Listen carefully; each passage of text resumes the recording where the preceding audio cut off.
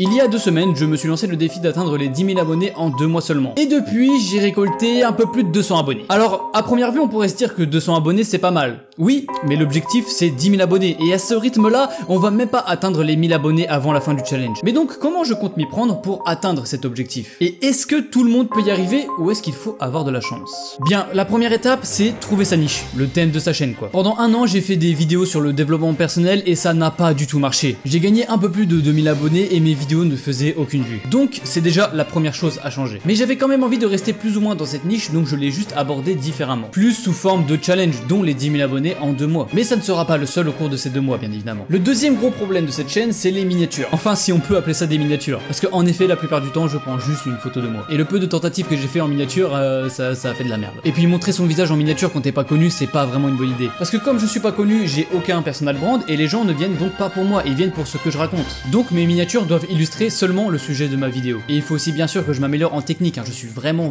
pas un pro de Photoshop. Mais ce qui est vraiment important dans une miniature, c'est pas tous les effets que tu peux mettre, c'est la composition, les éléments que tu vas placer sur ta miniature. Mais ça, on aura l'occasion d'en reparler plus tard. Le troisième gros problème de cette chaîne, c'est le montage. La vidéo que vous êtes en train de regarder en est un parfait exemple. Je me contente juste de faire des cuts, des zooms, de mettre de la musique et c'est tout quoi. Mais exactement comme pour les miniatures, ce qui est important dans le montage, c'est pas tous les effets que tu peux mettre dessus, c'est le rythme. Vous croyez que c'est pourquoi que les vidéos storytelling à la The Great Review fonctionnent aussi bien? Eh bien c'est parce que ces mecs-là, ils ont une notion du rythme qui est excellente. Et vous pouvez vérifier d'ailleurs dans aucune vidéo storytelling, vous allez voir des effets dans After Effects, voilà, où ça explose de partout. Non, pas du tout. Ça va juste être l'image, la musique et allez, quelques sons d'effets quoi. Et c'est le point que je travaille le plus en ce moment grâce à mes shorts, mais ça on va y revenir juste après. On va parler du quatrième gros problème de cette chaîne, c'est les sujets. Déjà là-dessus, ma niche ne m'aide pas du tout, parce que les sujets de dev perso ont été vus et revus, et donc les gens, ça y est, ils ont compris, ils ont pas besoin qu'un connard de 20 ans leur rappelle ce qu'ils ont déjà entendu 50 fois. Donc c'est déjà très difficile de trouver un bon sujet dans cette niche-là, et c'est pour ça que suite à d'autres conseils de youtubeurs, je me suis plus lancé dans les challenges, parce que c'est une des meilleures façons de faire du dev perso maintenant. Bien, maintenant qu'on a traité des principaux problèmes et comment on va les résoudre, je vais vous parler de mon plan d'attaque. Comment je vais concrètement avoir ces 10 000 abonnés? Eh bien j'en ai déjà parlé un peu avant, mais je me concentre énormément sur les shorts. Pourquoi? Eh bien parce que c'est plus rapide à faire et donc j'apprends plus rapidement et puis forcément ça fait plus de vues, donc plus d'abonnés. Et donc il y a 2 semaines j'ai lancé une série de shorts sur mon défi d'avoir les 10 000 abonnés en 2 mois. Et l'avantage de ces shorts là, c'est que j'ai un taux d'abonnement qui est extraordinaire. La première semaine j'ai fait plus de 200 abonnés avec moins de 10 000 vues.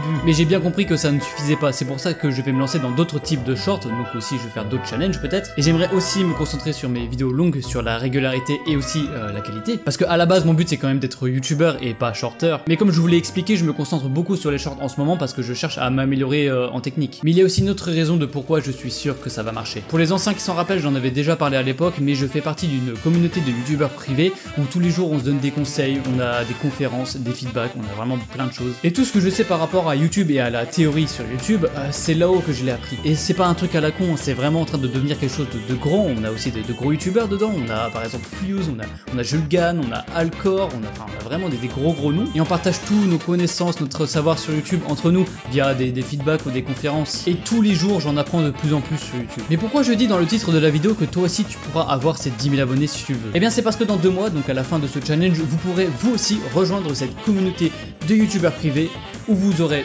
toutes les clés en main pour pouvoir avoir vous aussi vos 10 000 abonnés sur YouTube. Mais pour l'instant je vais pas en dire plus, je vais vous en parler tout le long de ce challenge, surtout sur les shorts, où tous les jours je vous donnerai des conseils que j'ai reçus d'autres youtubeurs pour pouvoir réussir sur YouTube. Et donc si vous voulez pas louper ça, eh bien il faut s'abonner à cette chaîne. Sur ce, on est le 1er juillet 2025, on est actuellement à 2600 abonnés, donc on est à 26% des 10 000 abonnés. Et on se retrouve dans 2 mois quand on aura atteint les 10 000 abonnés. Allez, la bise!